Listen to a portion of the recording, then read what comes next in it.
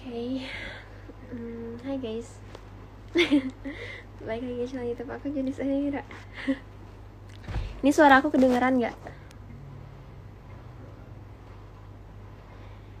Oke, jadi aku sekarang mau live.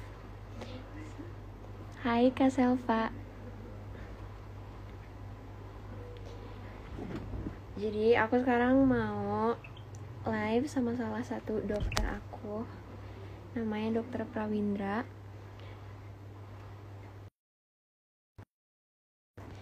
Dan dia itu salah satu bagian dari ID Derms. ID Derms itu ntar kita tanya ya apa artinya. Jadi sekarang aku mau ngejelasin tentang kayak tentang kulit gitu kok.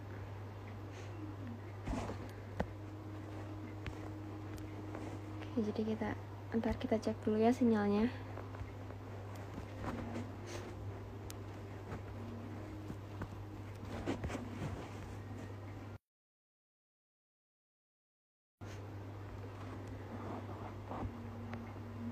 Oke, hai Kak Rara. Hai Reza. Oke, jadi kita mulai aja ya live-nya sekarang. Buat kalian yang mau nanya-nanya juga tentang masalah kulit bisa tanya.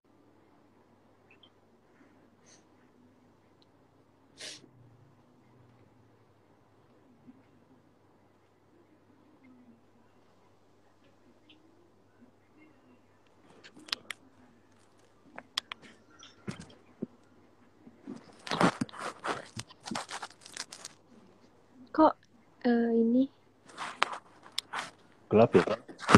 ini Halo. apa? Warna hijau. Coba ya. Wait, tunggu.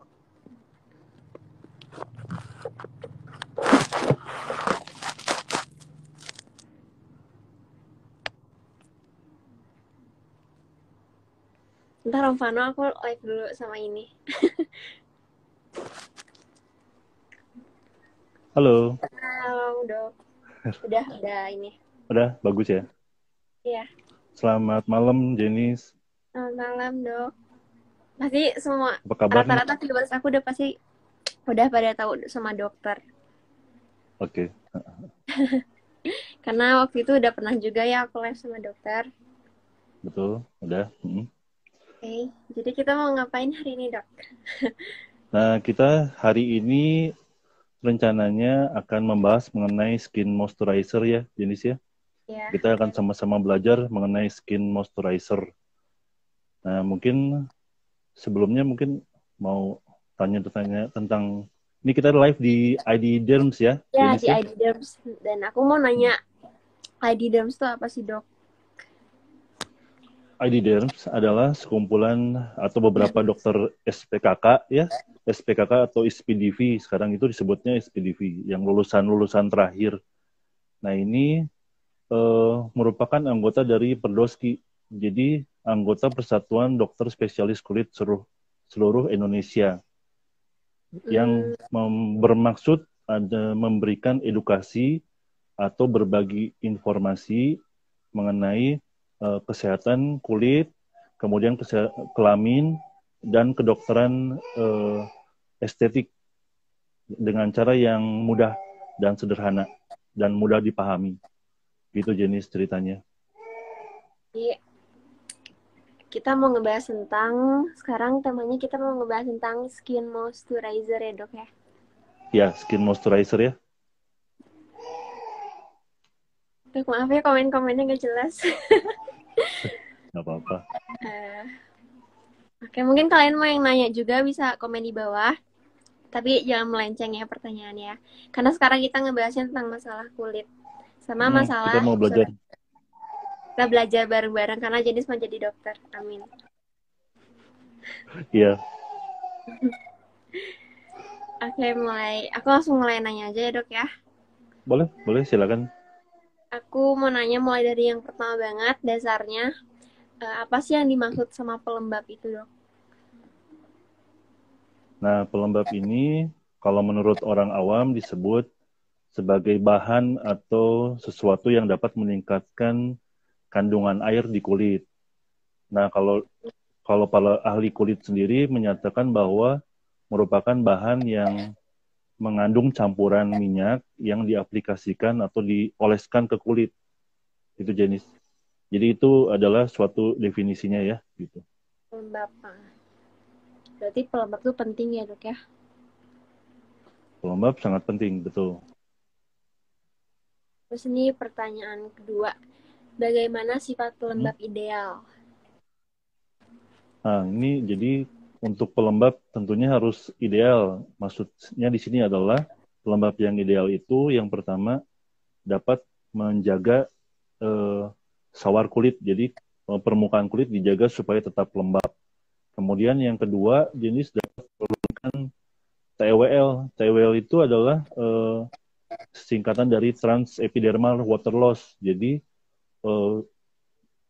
terjadi penguapan air, nah itu dihambat oleh pelembab tersebut. Ya, kemudian yang ketiga dapat mempertahankan integritas dan penampilan dari kulit, ya tetap bagus teksturnya. Kemudian yang keempat adalah menjaga supaya kulit tetap bisa menarik air, kemudian menahan air di dalam kulit tersebut. Jadi itu yang ideal, harus memenuhi syarat-syarat itu jenis ceritanya. Tuh ngerti kan semuanya teman-teman? Ngerti lah ya, harus ngerti. Iya, Karena harus ya ini dong. udah simpel bahasanya, saya kira harusnya mudah dipahami, sangat simpel. Nonton aku kan pinter-pinter ya. Oke, sekarang aku mau ke yang ketiga ya, Dok ya. Boleh. Pertanyaan yang ketiga. Klasifikasinya pelembab. Nah, pelembab memang dibagi menjadi 3 bagian ya. Yang pertama adalah oklusi. Pelembab yang oklusi ini mempunyai sifat atau cara kerjanya adalah jadi menahan air ya, menahan air gitu. Sehingga tetap membentuk sawar hidrofobik, maksudnya adalah menjaga supaya airnya tidak menguap gitu keluar. Nah ini contohnya adalah seperti petrolatum dan parafin. Nah itu yang pertama ya jenisnya tentang yang pelembab oklusi. Kemudian yang kedua jenis yang humektan. Kalau humektan ini adalah mempunyai sifat dia mengambil air dari lingkungan sekitar. Jadi memang bisa mengambil air dari lingkungan sekitar pada saat kelembaban tinggi. Nah, kemudian selain mengambil air dari luar, dia juga bisa mengambil air dari lapisan kulit yang di bawahnya. Nah, ini kan kalau lapisan kulit atas epidermis ya, mungkin udah belajar ya. Kemudian lapisan yang di bawah dermis, jadi ngambil menarik air dari bawah ke atas supaya kulitnya tetap bagus. Kemudian yang ketiga ada namanya barrier repair. Jadi itu menjaga kulit supaya tetap teksturnya baik, ya. Jadi itu paling 3 jenis-jenis ya, jenis-jenis. Tapi yang ideal tentunya harus mengandung 3 macam ini pelembab yang ideal. Selain tadi yang dikatakan di atas ya gitu, harus ada kombinasi 3-tiganya yang paling harus ideal. Harus ada 3 ini aja ya, Dok ya. Betul. Berarti tadi itu ada apa? Yang satu tuh apa? Satu adalah oklusi, kemudian yang kedua humektan, dan yang ketiga adalah barrier repair. Ya. Oke. Ada pertanyaan nggak? Dok, komen-komennya, Dok. Pertanyaannya ada atau pada bercanda doang? Oke, Dok. Pertanyaan keempat aja, Dok ya. Boleh, silakan. Jadi mau tahu apa lagi jenis tentang ini tentang pelembab nih? Iya, tadi kan kita masih ngebahas klasifikasi. Aku masih mau ngebahas klasifikasi juga sih, Dok. Contoh-contoh dari masing-masing klasifikasi. Oh, contoh-contoh klasifikasi tadi. Jadi kalau yang humektan, tadi yang pertama kan oklusi ya. Yang oklusi itu contohnya adalah petrolatum dan parafin. Kemudian contoh yang kedua humektan adalah gliserin, hidroksi asid, dan urea. Nah, itu paling jenis. Oke. Oke, berarti klasifikasi udah jelas semuanya. Hmm. Nah ini nih pertanyaan yang paling banyak banget orang nanya, Dok. Hampir Ya. semuanya pertanyaan aku juga. Uh, ada mitos bahwa kulit berminyak itu gak boleh pakai pelembab. Benar gak sih itu, Dok? Nah, sebenarnya pendapat ini salah ya. Jadi kulit berminyak juga sebenarnya tetap perlu pelembab ya. Karena setelah misalnya seseorang mencuci wajah dengan air ya, dengan sabun yang mengandung untuk kulit berminyak, nah itu kan biasanya akan terasa kering ya. Pada saat kering, nah itulah diperlukan pelembab supaya menjaga kadar air di kulit tersebut tetap bagus. Nah, tapi pelembabnya tentunya dipilih yang water based, jadi bahan dasar air ya. Kemudian selain bahan dasar air, juga dipilih yang non komedogenik ya. Jadi pelembab yang sesuai jenis kulitnya tentunya akan membuat pasien atau pasien merasa nyaman tentunya gitu. Oke, jadi yang kulit berminyak juga harus tetap pakai ya, Dok ya, Ya, pelembab betul, ya. betul. Terus Tuh. Karena supaya orang-orang kulit mikirnya kayak udah berminyak jadi gak perlu gitu loh, Dok. Pada berarti itu salah ya, Dok ya.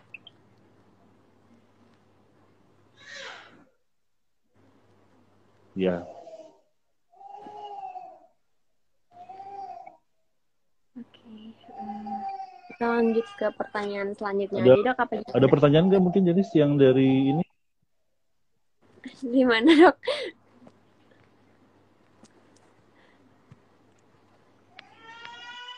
Nggak ada ya?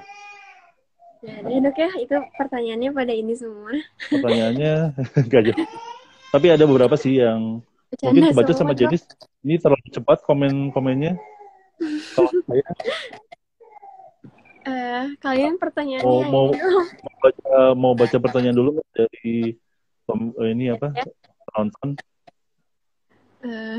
Dandi mau nanya apa, Dandi?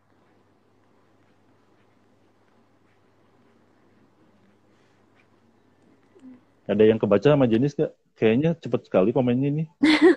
Iya ya, Dok ya. Hmm. Eh, Dok ini tuh ada yang nanya manfaat pakai pelembab katanya, Dok. Kalau misalnya kita nggak pakai pelembab gimana tuh? Ini ya dampak buruknya. Nah, pelembab ini tentunya harus disesuaikan dulu untuk kulit kering atau berminyak atau kulit kombinasi.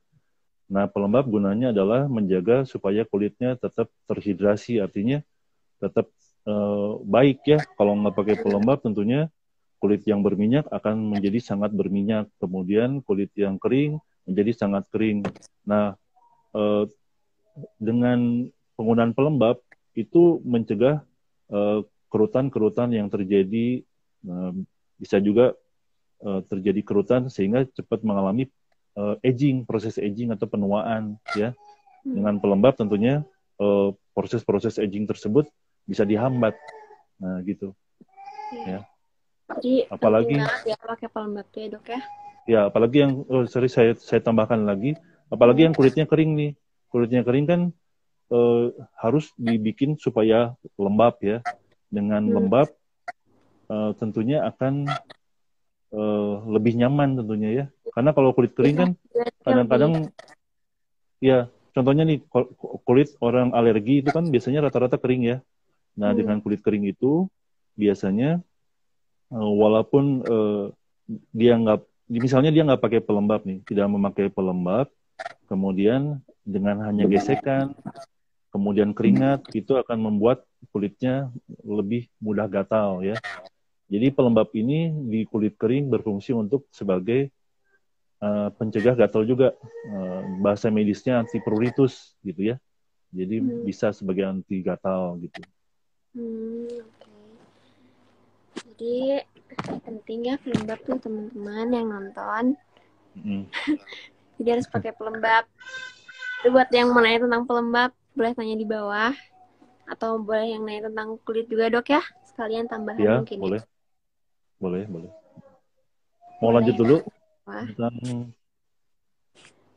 Aku juga masih ada pertanyaan sih dok, ini buat dokter. Masih ada banyak juga, lumayan sih. Oke. Nih, aku mau nanya kan sekarang tuh new normal ya dok ya. Jadi harus Ya. sering cuci tangan, pakai sanitizer. Biar kulit gak kering tuh gimana sih dok? Karena Nah, aku sekarang jadi, pakai sanitizer tuh jadi kering banget, kadang sampai ngelupas-lupas gitu. nah ini memang sekarang ini dianjurkan dengan keadaan new normal sering-sering cuci tangan ya. Anjuran pemerintah juga begitu. Nah, yang terjadi problemnya adalah sering terjadi alergi di kulit.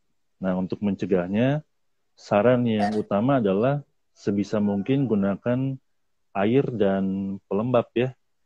Air dan sabun untuk mencuci tangan ya. Kemudian setelah menggunakan air dan sabun, apabila tangan terasa kering, segera gunakan pelembab. Nah, mencegah supaya tidak makin kering. Kalau kering kan bisa iritasi atau alergi ya, yang jadi nanti bikin gatal ya. Kemudian apabila tidak ada air, nah itu bisa dipakai hand sanitizer jenisnya. Hand Iya. sanitizer di sini adalah uh, gunakan hand sanitizer. Kalau hand sanitizer sendiri kan ada bentuknya gel, ada bentuknya air ya. Kalau memang saran saya sih gunakan yang berbahan air ya, karena kalau air sendiri jarang mengalami iritasi ya. Kalau gel, dia lebih nempel ke kulit. Nah, itu sangat-sangat mudah mengalami iritasi atau alergi. Sehingga setelah menggunakan hand sanitizer, jangan lupa kalau tangannya kering, gunakan juga. Jadi itulah. Jadi fungsi pelembab di sini sangat penting ya, mencegah Iya. kulitnya kering. Kayak itu. Berarti penting ya, terus pakai pelembab. Walaupun keadaan Ya, new normal kayak gini juga ya. Malah makin penting ya dok ya, kalau new normal kayak gini pakai pelembab. ya. Karena kan kita Cuci sering tangan itu pakai kan sehari sanitizer. bisa berapa? 10 kali lebih mungkin ya cuci tangan Iya, satu hari.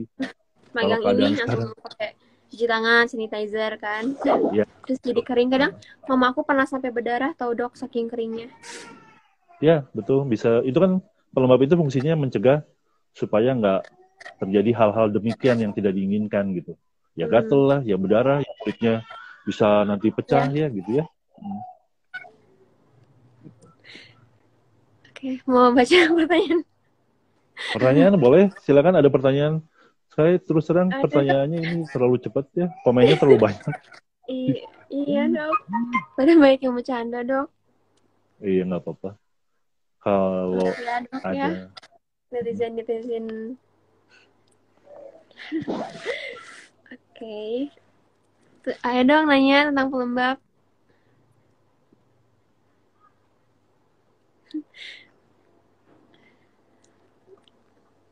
kalau belum ada yang Apakah kalau belum ada yang bagus pertanyaannya, yang serius kita lanjut aja dulu. Jadi mau oke. tahu apa lagi tentang pelembab mungkin? Masih banyak sih dok sebenarnya kalau jenis. Mungkin kalau penonton pada pada udah ngerti kali ya tentang pelembab ya. Jadi nanyanya yang lain. Nih aku ada pertanyaan dok.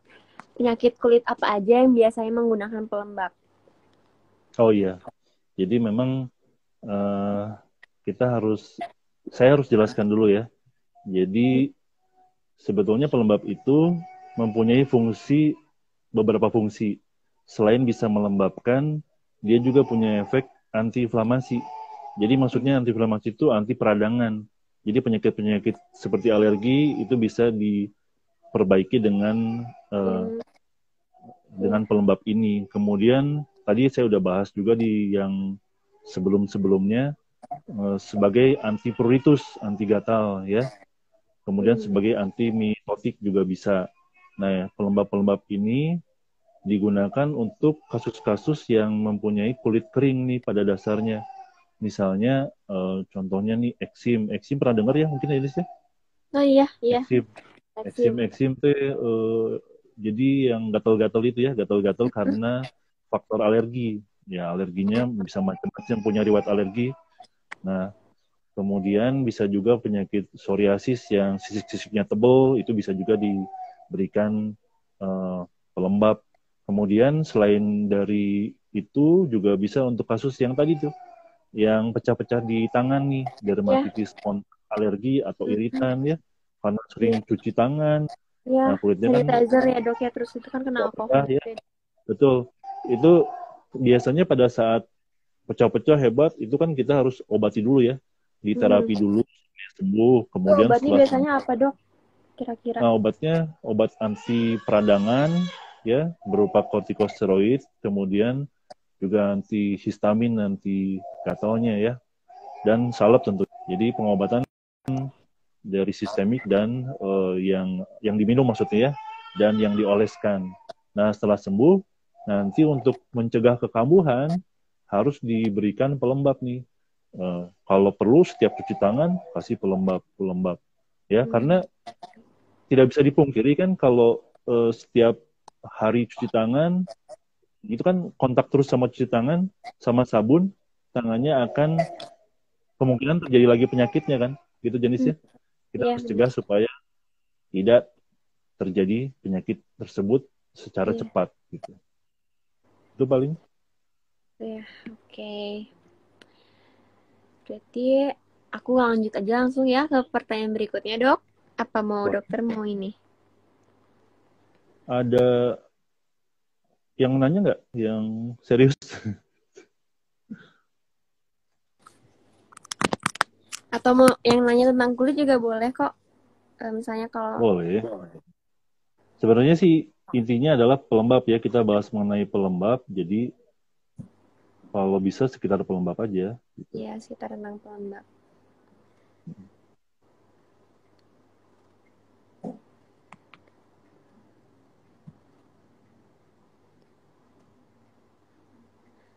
Nih dok, aku mau nanya deh satu.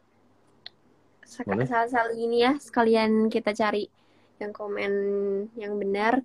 Aku mau nanya satu pertanyaan. Gimana sih pemilihan pelembab pada bayi dok?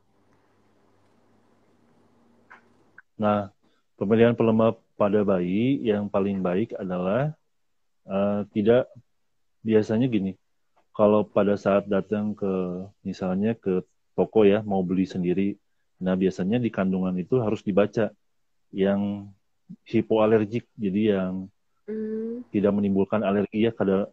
kemudian tidak boleh mengandung paraben, kemudian nggak boleh mengandung parfum juga, sama tidak boleh mengandung alkohol biasanya.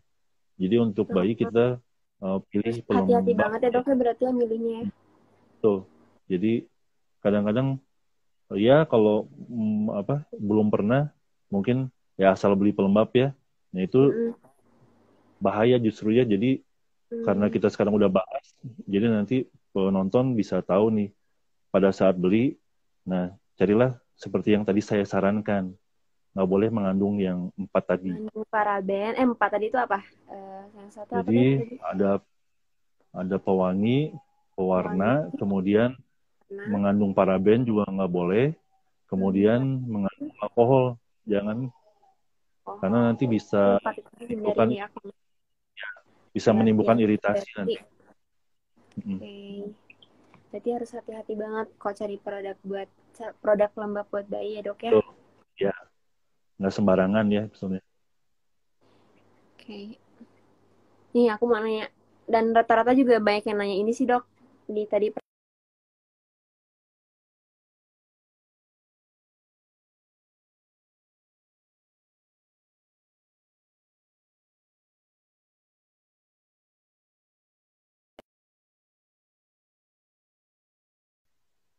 Halo, tadi sinyalnya jelek ya, sorry. Iya. Gimana dok udah? Sudah jelas lagi. Oke tadi sinyalnya jelek.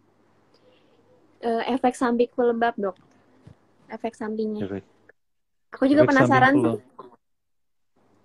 efek samping pelembab itu bisa terjadi iritasi, kemudian selain iritasi juga bisa terjadi terbakar, kemudian bisa Hmm. juga terjadi dermatitis kontak alergi ya. Jadi selain itu juga bisa terjadi jerawat nih, jerawat Oh jerawat. apabila apabila pelembabnya tidak tepat, tidak sesuai dengan jenis kulit misalnya. Nah, ini saya potong dulu ya. Tadi ada pertanyaan dari Dokter Stanley nih. Dokter Stanley nanyanya tadi, apakah kulit berjerawat perlu pelembab juga? Nah, Oh iya dok, bener aku lupa. Ada nah, yang nanya itu. pada dasarnya kalau kulit berjerawat itu kan rata-rata berminyak, ya. Ya. Ya memang hampir 80% jerawat itu pada kulit berminyak, walaupun tetap kulit kering ada kemungkinan jerawat. Nah, pada Hmm. kulit yang berminyak, seperti yang tadi sudah dijelaskan di awal, tetap perlu pelembab. Biasanya untuk pelembab kulit yang berminyak, itu dipilihnya bentuknya gel, supaya dapat menarik minyaknya, sehingga minyak yang ada di wajah ini tidak berlebihan. Nah, Hmm. sehingga dengan minyak yang berlebihan tentunya akan memudahkan timbulnya jerawat ya gitu. Iya. Bercampur dengan debu ya, sekarang keringat karena masker ditutup bisa juga. Jadi memang tetap perlu pelembab. Tentunya yang dipilih yang non komedogenik nih, ya jangan sampai timbul komedo gitu. Jadi, Oke, berarti kulit berjerawat juga harus tetap pakai pelembab ya dok ya. Cuma betul, harus betul sekali. pintar-pintar carinya, harus tahu kandungan-kandungannya juga. Dan kalau bisa harus Ya, yang gel ya dok ya. ya. Oke. Banyak yang nanya tentang jerawat sih dok di di komen aku.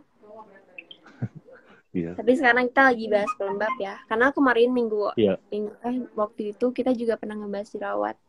Jadi sekarang kita bahasnya pelembab. iya betul.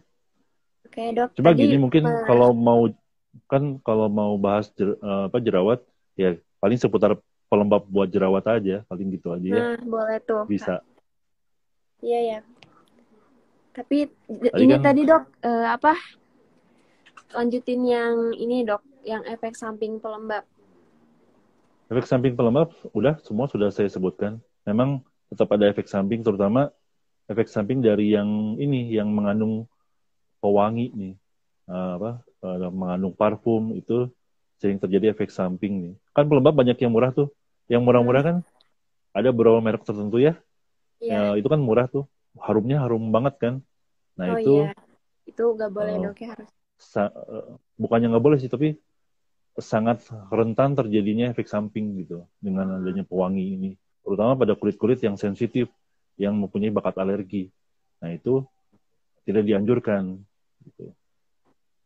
Oke, terus efek iritasinya, efek samping lainnya ada gak dok? Udah cukup itu aja tadi. Itu Jadi aja. uh, Oke, tadi ya yang ini dok, pelembab untuk kulit yang berjerawat. Bagusnya yang kayak gimana tuh? Karena masih banyak nih di sini yang bermasalah sama jerawat. Dan pengen tahu pelembab khusus untuk kulit berjerawat tuh kayak gimana gitu dok. jadi pelembab kulit berjerawat seperti yang tadi saya jelaskan itu biasanya kandungannya kandungan antibiotik ya. Jadi sekalian nanti mengempeskan jerawat nih pada kulit berjerawat. Nah, itu kita harus lihat dulu nih derajat keparahan jerawatnya seperti apa. Misalnya jerawatnya banyak nanahnya, banyak jerawat batunya yang besar-besar. Nah, itu kan kulitnya biasanya berminyak ya. Nah, kita Iya. pilih pelembab yang bentuknya gel. Dengan bentuk gel itu nanti minyaknya di ketarik ya. Minyaknya ketarik Hmm. menjadi lebih kering. Kemudian dengan kandungan antibiotik tersebut biasanya sih linamisin ya atau erythromycin bisa mengempeskan jerawat yang ada gitu jenis. Oke itu. Jadi kalau yang kulitnya berjerawat mungkin lebih harus hati-hati pilih pelembabnya ya dok ya. Ya pastinya. Dan Nah, memang takutnya juga sarannya sih efek. begini, kalau kulit berjerawat hebat ya, misalnya berjerawatnya sangat parah, itu Hmm. saya kira sebaiknya langsung berobat ke dokter spesialis kulit. Karena kalau misalnya dengan jerawat yang kan kita jadi kita agak melenceng nih, melenceng ke jerawat ya sebenarnya kita nggak bahas jerawat, cuman jerawat itu kan ada yang ringan, sedang, berat. Nah kalau misalnya yang sedang berat, hampir penuh jerawatnya satu muka, itu jangan coba-coba beli sendiri pelembab. Itu indikasinya adalah langsung segera ke dokter untuk Iya ditangani benar. dan diberikan pelembab yang sesuai dengan kebutuhan kulitnya. Karena kalau terlambat penanganan, nanti terjadi efek samping, kemudian yang tidak diinginkan buat wajah. Jadi malah kacau nanti, pengobatannya malah Iya, lebih susah. iya bener. Emang kalau kulit berjerawat nggak boleh asal-asal pakai skincare yang beli-beli sembarangan ya dok ya. Betul, betul. Mending cari pelembabnya kayak langsung yang disaranin oleh dokter spesialis. Daripada Ya, kita cari pastinya. cara sendiri. Karena kalau dokter, karena kalau dokter pastinya memeriksa dulu kelainan kulit yang Hmm. ada pada pasien tersebut, dan setelah diperiksa tentunya setelah evaluasi nanti diberikan pengobatan yang pas dan tepat. Iya, jatuh. Oke. Mau lanjut lagi, Jenis? Ada sini aku pertanyaan lagi dok. Boleh? Ini dok, tips memilih pelembab untuk umum. Ini penting banget sih, aku juga pengen tahu. Jadi begini, jadi tips memilih pelembab itu yang pertama adalah yang tadi saya bilang juga ya. Pertama adalah jangan ada pewanginya ya dan pewarna. Saat hendak memilih pelembab, misalnya ke toko nih, pilihlah produk yang ada label khususnya untuk kulit kering ya. Jadi pilih Hmm. ada di pelembabnya label untuk kulit kering. Nah, kemudian disertai keterangan bebas alkohol, bebas pewangi, dan hipoalergik. Jadi tidak sangat kecil menimbulkan alergi, kemungkinannya kecil. Nah, sepilih pelembab disarankan bentuknya krim. Uh, Pelembab sendiri sebenarnya macam-macam ya. Ada bentuknya krim, ada lotion, ada juga salep ya, gel dan lain Iya. sebagainya. Nah, yang disarankan sih dari buku-buku adalah krim. Cuman memang kalau krim itu masing-masing sebenarnya punya kelebihan sama kekurangan ya. Kalau krim Hmm. dipakai di seluruh badan, nah, ya memang agak nggak nyaman ya karena Iya bener. sedikit berminyak atau cepel ya. Minyak dok ya. Nah, berminyak. Nah, sebenarnya yang lebih nyaman sebenarnya lotion. Karena kalau lotion itu lebih ke bahan dasarnya adalah air ya, lebih banyak airnya. Iya Jadi bener. dipakai dia nyaman. Cuman kekurangannya adalah harus sering diaplikasikan ulang gitu. Iya Ya. karena Jadi memang ya kita pilih mana yang sarannya sih tetap krim ya kalau pelembab kering. itu untuk kulit Oke. kering sebenarnya. Jadi sudah memenuhi syarat ya. Dan kemudian syaratnya adalah yang lainnya lebih selektif dalam memilih pelembab untuk kulit kering. Jadi bahan-bahan yang disarankan ya nanti boleh dibaca di apa tuh di tagnya ya, di pelembabnya kemasannya adalah yang untuk kulit kering ada urea ya, urea boleh. Kemudian lanolit, kemudian seramid ya, asam hyaluronat, kemudian gliserin, kemudian dimetikon ya. Bisa juga gunakan petroleum jelly boleh. Nah, pelembab-pelembab ini dapat menahan air di permukaan ya. Jadi sangat baik untuk kulit kering ya. Ingat ya tadi Oke. jenis apa aja? Iya, iya. Ingat Jadi dok. ingat ya di kemasan itu harus mengandung yang tadi disebutkan sama saya Iya. ya. Oke, ini ada pertanyaan dari dokter Stanley dok. Boleh, Katanya, boleh silakan. apakah area lipatan-lipatan tubuh perlu pelembab juga? Fungsinya apa ya dok? Katanya gitu. Area lipatan-lipatan tetap perlu pelembab. Fungsinya menjaga supaya daerah tersebut tetap lembab ya, nggak terjadi kekeringan di situ. Gitu. Kadang-kadang kan bisa terjadi kekeringnya di situ. Nah, Hmm. tetap diperlukan pelembab supaya ya pelembab itu mencegah gesekan juga kan. Kalau gesekan, dengan gesekan tentunya akan memudahkan kulitnya luka. Dengan pelembab Ya. menjaga supaya tidak terjadi uh, lecet akibat gesekan. Ya. Oke. Nih dok ada yang nanya, kapan aja pakai pelembabnya dok katanya. Nah, kalau pakai pelembab yang ideal sebetulnya disarankan 2 sampai 3 kali sehari. Nah, untuk waktunya sendiri biasanya digunakan setelah mandi. Jadi beberapa saat setelah mandi, eh, kita kan mengeringkan ya. Setelah dikeringkan, nanti beberapa menit pada saat itu biasanya kulit kita sedikit lembab. Nah, pada saat sedikit lembab tersebut, aplikasikan pelembab sesegera mungkin. Jadi hasilnya nanti akan optimal ya dan dapat mengunci air di permukaan kulit. Nah, itu yang disarankan. Nah, setelah memakai pelembab misalnya itu tetap menunggu kira-kira 5 sampai 10 menit baru menggunakan baju. Biar pelembabnya meresap dulu ke kulit ya gitu. Iya. Berarti minimal 2 ya dok ya sehari ya. Dua kali sehari. 2 kali. Itu kulit kering sama berminyak sama aja dok? Apa ada aturan lain? Sama aja sehari 2 kali. Karena kita ya mengikuti siklus mandi ya. Kalau mandi kan rata-rata sehari 2 kali ya. Hmm. Gitu. Jadi setelah mandi itu paling ideal. Gitu. Okay. Pertanyaannya habis ya. Tadi komen-komennya banyak. Yes. Banyak dok, cuma pada ini ketutupan lagi. Gitu. Tadi beberapa yang nanya sih, tapi saya nggak keburu baca. Kalau jenis bisa baca mungkin. Iya. Ada lagi nggak pertanyaan di kolom komen?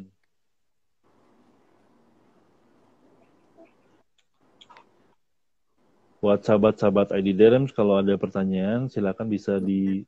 Boleh Kita tanya di sebentar lagi bawah. udah mau beres ya. Iya, bentar lagi beres. Jam... Buat 5 menit lagi ya dok ya. yang ingin ditanyakan tentang skin moisturizer, boleh, silakan. Ada pertanyaan lagi mungkin Jenis pengen tahu apa lagi tentang pelembab? Banyak sih dok, kalau aku banyak. Mau nanya tentang Boleh, pelembabnya masih banyak dok. silakan. Boleh deh aku tanya ya.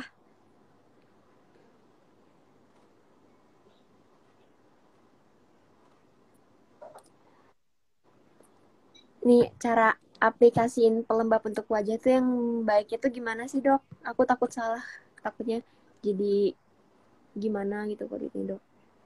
Eh, jadi cara aplikasi pelembab yang baik buat wajah adalah cuci muka dulu, tentunya ya, cuci muka dulu. Iya. Kemudian cuci muka kan tujuannya untuk membersihkan riasan ya dan kotoran. Segera setelah cuci muka kan keringkan. Setelah dikeringkan, segera oleskan pelembab ya, Hmm. gitu.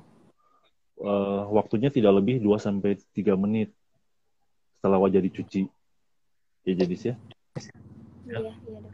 Pada kondisi ini, pelembab akan terserap ke kulit dengan baik.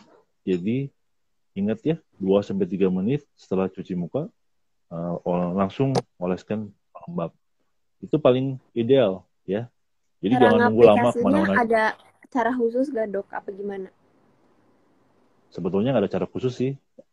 Kalau aplikasi sebenarnya, yang pasti nih ya, tipsnya dianjurkan untuk mengoleskan pelembab tidak terlalu banyak, ya. Maksudnya Hmm. gini, kalau terlalu banyak, nanti kulit akan terlihat mengkilap, ya, dan terasa berat. Jadi udah mengkilap, terus berat, dan dapat menyebabkan timbulnya jerawat nanti. Oke. Dan tentunya akan membuat seseorang itu nanti kesulitan mengaplikasikan make up. Jadinya nggak akan Oh, maksimal hasilnya. iya ya. Nah, kalau kebanyakan ya, jadi sebenarnya jangan terlalu banyak. Nah, terlalu sedikit juga nggak boleh. Terlalu sedikit Iya, itu nggak boleh akan ada. bikin kulit nanti kenceng, kemudian ketarik, kemudian Terus pakai make up pecah-pecah. juga jadi jelek sih dok kalau misalnya kurang pelembab gitu. Ya dok Jadi ya. kusam juga bisa nih. Jadi kusam. Jadi Iya. kalau tadi kan kalau terlalu sedikit ya tadi jadi kusam, pecah-pecah, Hmm. ketarik ya. Jadi memang harus pas. Jangan terlalu banyak, jangan terlalu sedikit gitu. Oke. biasanya untuk kulit wajah kita perlu kalau di teori ya perlu 2,5 gram sih biasanya. Jadi ada hitungan fingertip unit ya kalau di Oh, apa di eh, ya di pelajaran ada fingertip unit untuk wajah iya. dua, kira-kira ya seujung jari lah buat satu wajah. Seujung jari ini nih maksudnya. Ya, Oh, iya ya. Jadi dua kali nggak dua boleh kali itu terlalu ya. sedikit Jadi dan nggak boleh jadi, terlalu banyak juga ya dok ya. jadi dua kali ini. Jadi pelembabnya dipanjangin ya, dipanjang Hmm, segini kali ini biasanya kurang lebih oke. gitu. Ada pertanyaan dari penonton nggak?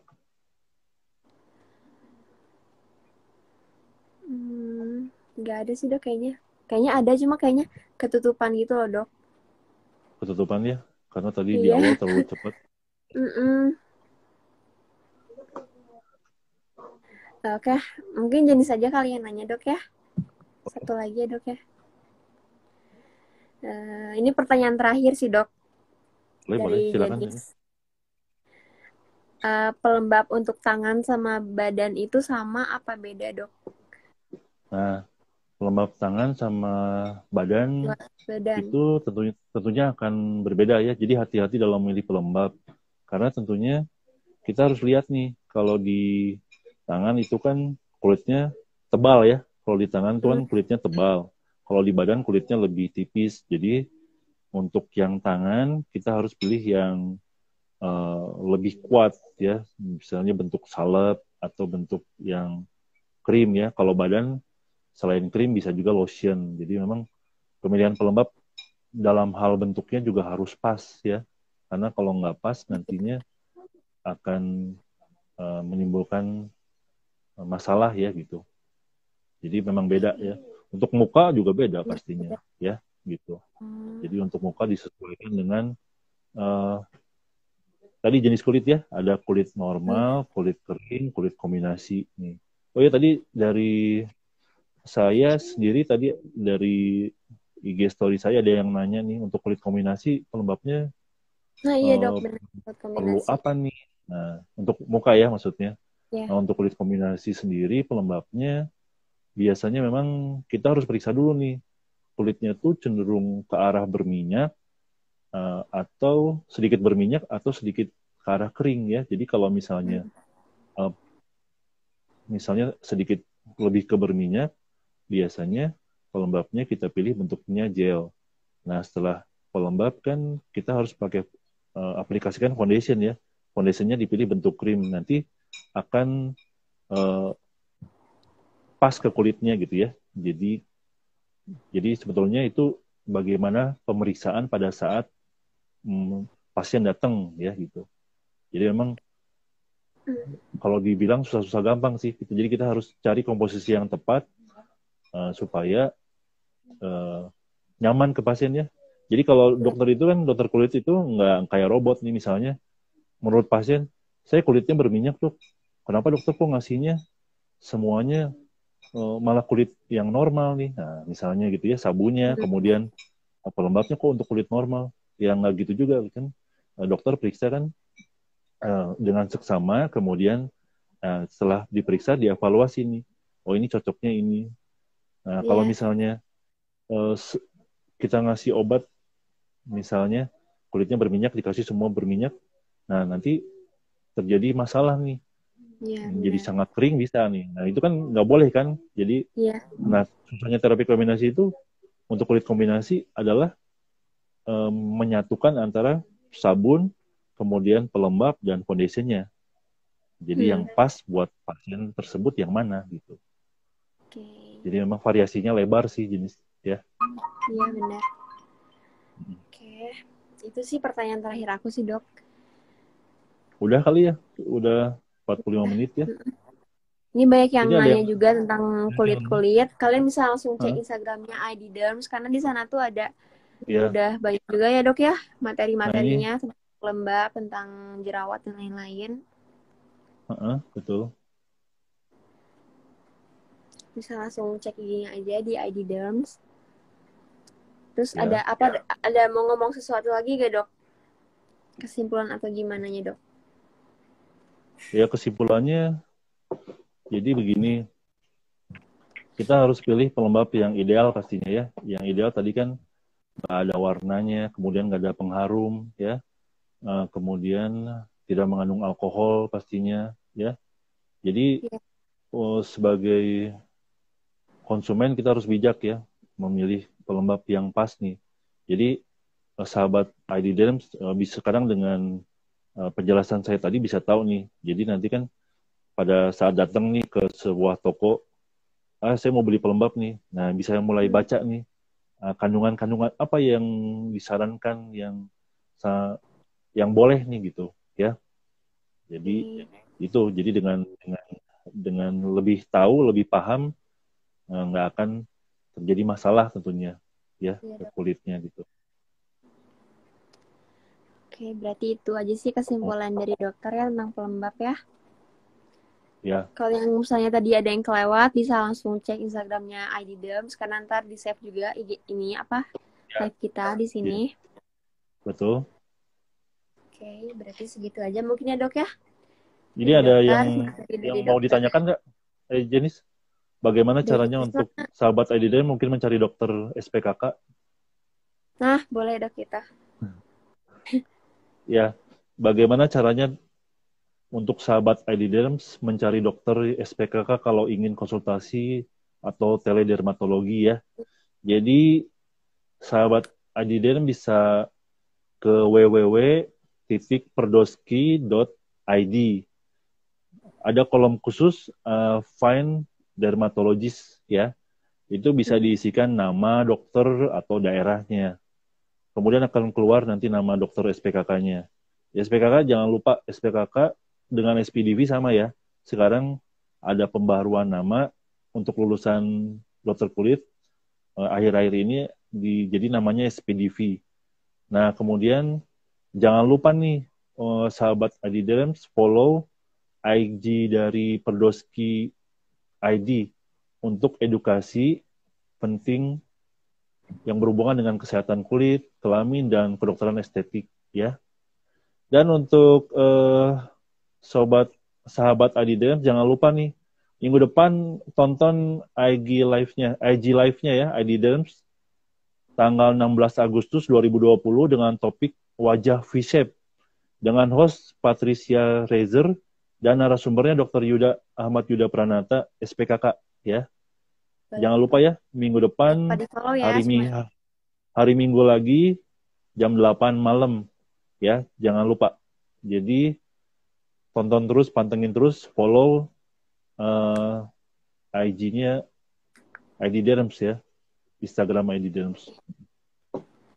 Oke, kalau gitu dok, kita tutup aja Nah, mungkin sampai di ya sini terima kasih aja. Jenis, Makasih ya terima dok ya, kasih. makasih Ya, banyak udah terima kasih Maki. ya ngasih edukasi. Karena Jenis mau jadi dokter dok. Siap, boleh didoakan. Oke Oke, kalau Jenis, gitu selamat malam, selamat istirahat ya ya. selamat malam Mari. dok. Terima kasih.